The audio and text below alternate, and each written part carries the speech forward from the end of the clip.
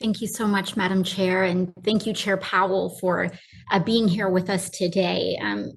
As has been alluded to throughout this hearing, we have seen that supply bottlenecks and pandemic-related factors have been one of the primary reasons that have led to price increases, whether it's computer chip complications with, delaying the production of new vehicles, prompting a rush on used vehicles, the price of lumber, shipping container logistics, etc.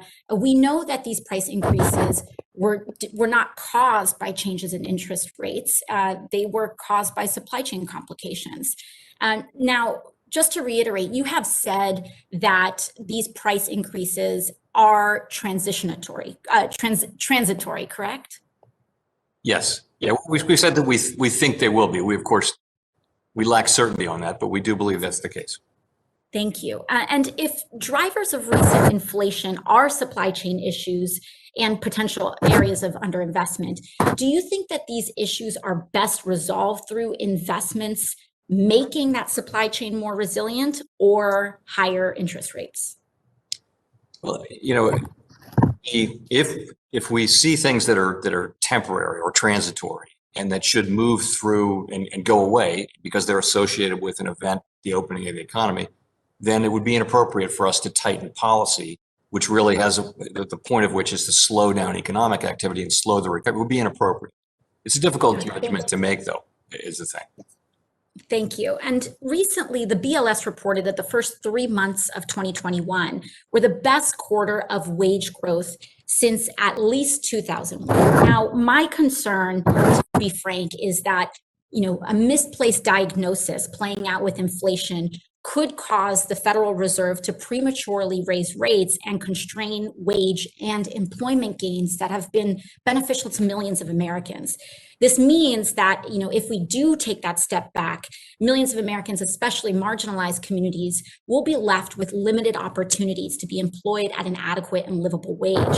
In fact, the FOMC is projecting multiple interest rate increases before the end of 2023 and before they project achieving the pre-pandemic unemployment rate. And at the June FOMC meeting, the median FOMC members' projection of the longer run unemployment rate was about 4%, correct? Yes, that's right. Now, yet before triggering the pandemic, the unemployment rate reached, before the pandemic, the unemployment rate reached 3.5% without triggering inflation, correct? That's right, yeah. And in fact, in 2019, despite some pickup in wage growth, especially at the bottom, there didn't appear to be signs of the economy overheating. And as you said in November 2019, that the benefits of long expansion are only now reaching many communities and that there's plenty of room to build on the impressive gains achieved so far. So if indeed there was still room to expand in the months before COVID, that suggests that with time, the economy can return to a trend of GDP and employment above the one it was experiencing before the crisis. Now, do you believe this to be the case? Do you believe that the longer run implies that 3.5% is too low? And do you think that we will be able to reach lower unemployment and higher labor force participation levels than the pre-pandemic ones? Oh, I have every reason to think, and I do think that we'll be able to get back to 3.5% unemployment.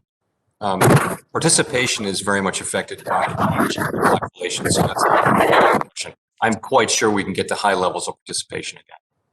Okay, thank you. And to disaggregate a little bit of kind of this line between monetary and fiscal policy, what we saw was that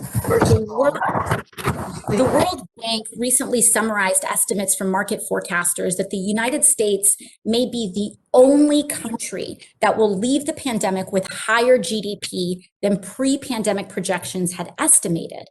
It's an enormous success, and that is GDP will actually be higher as a result or after COVID and our response to COVID. You say that some of the fiscal policy interventions like the American Rescue Plan, stimulus checks, et cetera, played a role in that outcome?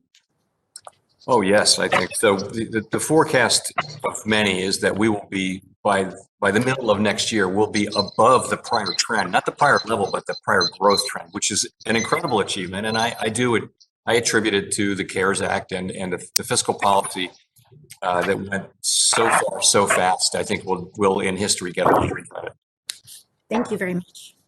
Thank you. The gentlelady's time has expired. The gentleman from Texas, Mr. Sessions, is now recognized for 5 minutes.